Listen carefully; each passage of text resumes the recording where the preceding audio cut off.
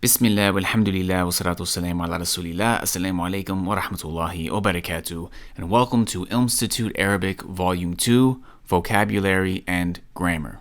Introduction. Learn Arabic in 3 steps. As we mentioned in Volume 1, anyone can learn the Arabic language by following 3 simple steps, insha'Allah. The 3 steps are to learn, number 1, letters, number 2, words, and number 3, sentences. Letters come together to form words, then words come together to form sentences. In Volume 1, we learned letters. In Volume 2, we will focus on both words and sentences. The more words you learn and memorize, the more ability you have to form and understand sentences. However, in order to truly express your own thoughts and correctly understand others, you must learn the proper way sentences are formed. Therefore, this course will focus on vocabulary, words, and grammar, sentences, simultaneously. The further along you go regarding each of these 2 steps, the better your Arabic will be, insha'Allah. Words overview. A major part of learning any language is simply memorizing words. Even if you know grammar, you won't understand what is being said in a sentence without knowing what each word means. Therefore, part of this course will be memorizing vocabulary words that will then be used in sentences to teach grammar. The better you memorize each vocabulary word in each lesson, the easier it will be for you to learn the grammar involved when using those words to form sentences. Sentences overview. These lessons have been designed to make learning Arabic grammar as simple, clear, and easy as possible, insha'Allah. This is done by focusing on general, foundational principles and then slowly building upon each lesson as we continue forward. If you focus, understand each lesson, and complete all the exercises thoroughly, then this course will definitely help you accomplish your goal of learning the Arabic language, insha'Allah. Just be consistent and don't give up.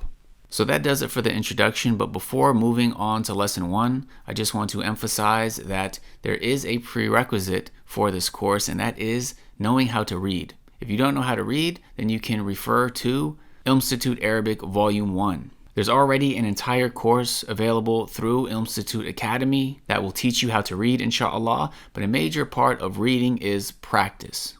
Once you know how to read, you know the different Arabic letters, then this course has been designed for you to take the next step. These lessons are loosely based on Brother Qaisar's 3-course series where he is teaching Arabic grammar. However, that course is more for intermediate students. This course, however, is designed for complete beginners. As long as you know how to read, then inshallah we're going to take it one step at a time. We're going to build your vocabulary. We're going to use very simple examples and exercises to teach you the rules of grammar. All you have to do is try your best, remain consistent, do the exercises, memorize the vocabulary. The lessons are designed to be very short and simple. So without further ado, let's get into Lesson 1. Lesson 1. Types of words. There are 3 types of words in the Arabic language. Every single Arabic word will fall under one of the following 3 categories. Type 1. Fi'l. The fi'l has both a complete meaning and a relation to time. What is meant by relation to time is that it has a past, present, or future tense. So for example, verbs. He wrote. He wrote has a complete meaning, but does it have a relation to time?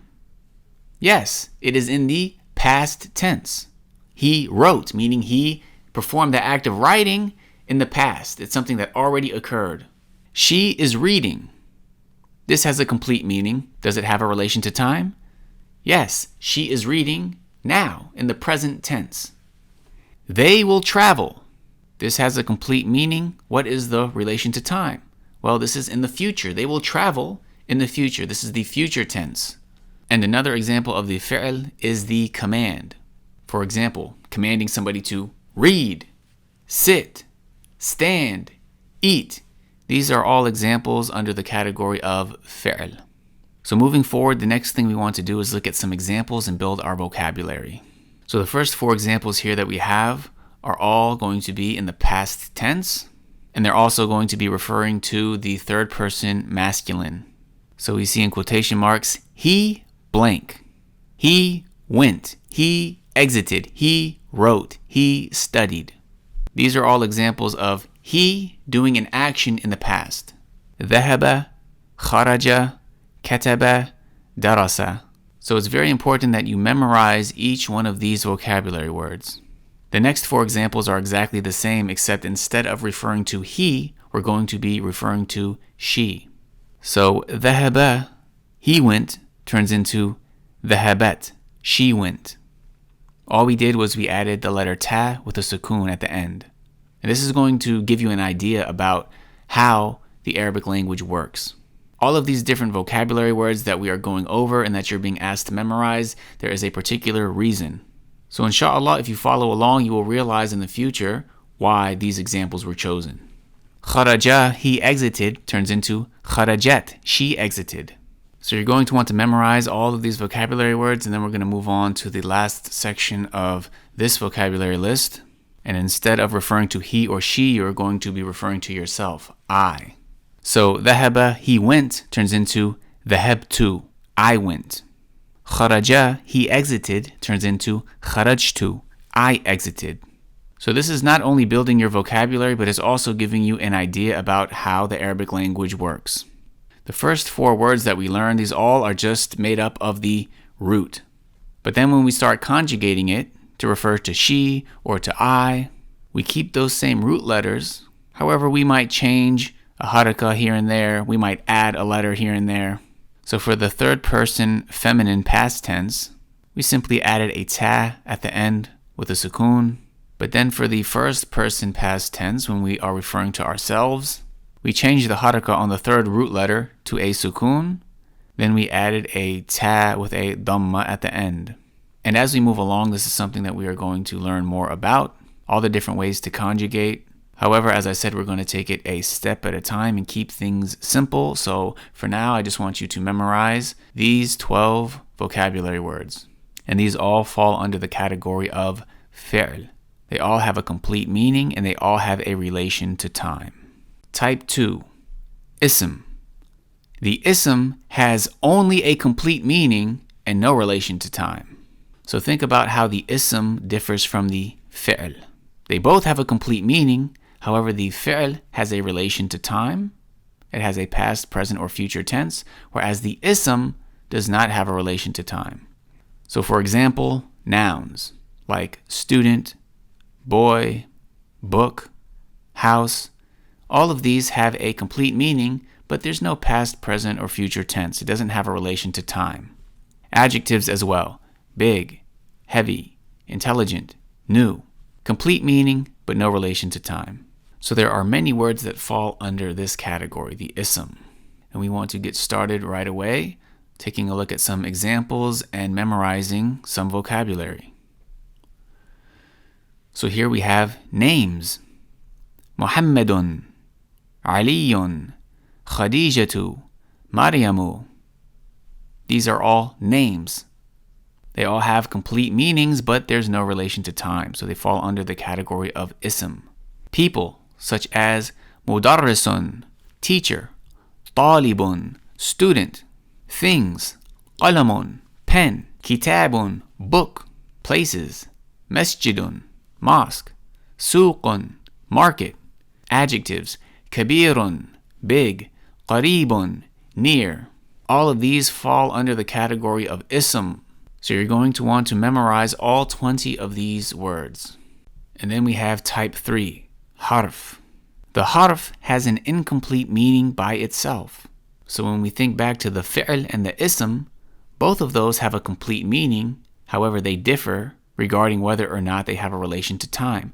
However, the harf, the third and final type of word in Arabic, it doesn't even have a complete meaning by itself. So that's what differentiates it. The harf has to be used with other words in order for it to really make sense and convey a meaning. So for example, prepositions, in, on, to, with, from. These words don't have a complete meaning on their own. If you just say from, in order for that to make sense, you need to use another word along with it. From where? From what? From the masjid. Okay, that makes sense. On. On what? On the table. So the harf has an incomplete meaning by itself. It needs to be used along with other words to make sense. So then we have some examples and vocabulary words to memorize. Ila, to, ala, on, min, from, fi, in. You want to go through, you want to memorize each one of these words. So in lesson 1, you learned the 3 different types of words in the Arabic language, and then you were given examples of vocabulary words to memorize. So before moving on, you want to make sure that you understand the 3 different types of words in Arabic, and then you want to memorize these vocabulary lists. Once you do that, you can move on to the lesson 1 exercises. Lesson 1 exercises. A. Fill in the blank with the correct answer. So it's very important that you go through the exercises because this is going to let you know whether or not you really have learned the material. It's also a fun and challenging way to use different parts of your brain. It's going to force you to recall this information in different ways. So, for example, let's fill in the blank. There are blank types of words in the Arabic language. How many types of words? What did we say in lesson 1? 1, 2, 3. We said that there are 3 types of words in the Arabic language. We mentioned the fi'l, the ism, and the harf. Now, do we remember how to define each category of words? Well, let's see. The blank has only a complete meaning and no relation to time. What's the correct answer? Was it the fi'l, the ism, or the harf? Well, it was the ism that has only a complete meaning and no relation to time. The blank has both a complete meaning and a relation to time, a past, present, or future tense. Was that the harf or the fi'l? It was the fi'l. The fi'l has both a complete meaning and relation to time. The blank has an incomplete meaning by itself. Which one has an incomplete meaning by itself? That is the harf. So this helps give you a general overview of the types of words in Arabic. There are only 3 different types of words in Arabic. The ism has a complete meaning and no relation to time. The fi'l has a complete meaning and a relation to time, a past, present, or future tense. And the harf does not have a complete meaning on its own. B. Fill in the blank with the correct translation. So all of these fall under the category of fi'l, and these exercises have been designed to test whether or not you memorized the vocabulary, but also it's going to subtly point out different things regarding the fi'l. So this first row, it's just concentrating on the meaning. ذهب. He what?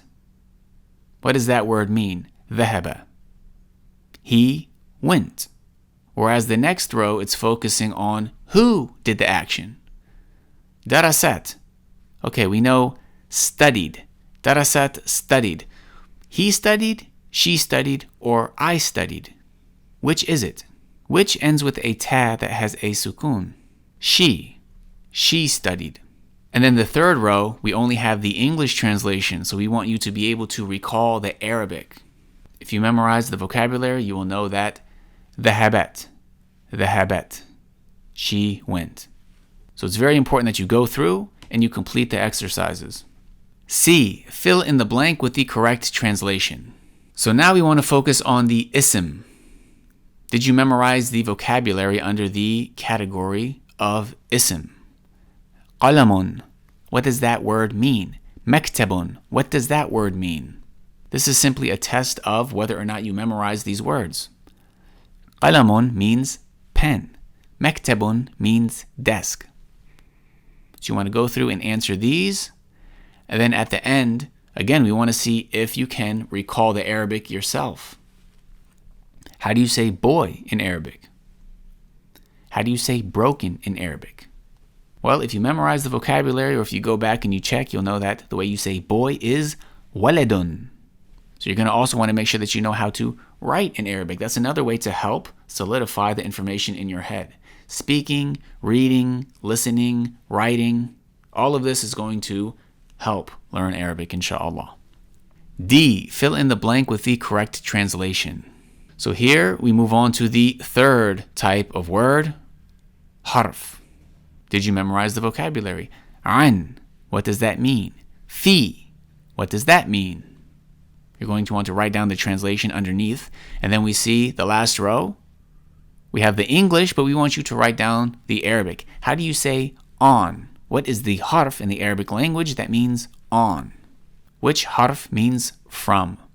And then finally, the last exercise we have, E, write the type of word underneath each of the following.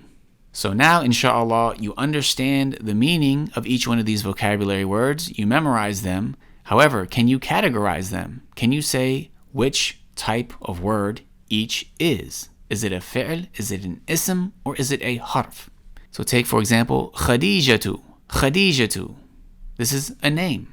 Which part of speech would that be? It would be an ism. So you would write ism. So you want to go through and you want to complete all the exercises. You want to make sure that you're memorizing the vocabulary, that you're memorizing all the information. These lessons are short. They're simple. Anybody who really tries and dedicates their time should be able to do these. It might be a bit difficult at first. Some of you still might be struggling with reading, but it's just going to take practice. You're still getting used to reading a new language, to speaking, to understanding. But all you have to do is practice. Just be consistent, keep trying, make dua. And as long as you don't give up, inshallah, all of this is going to begin to make sense. And we're going to continue moving forward. We're going to build each lesson upon the other. We're going to keep building your vocabulary. And before you know it, inshallah, you are going to know and understand the Arabic language. It's as simple as that. Just do not give up and please be consistent. Jazakumullahu khairan. May Allah make it easy for all of you. May Allah bless all of you. Until next time, assalamu alaikum wa rahmatullahi wa barakatuh.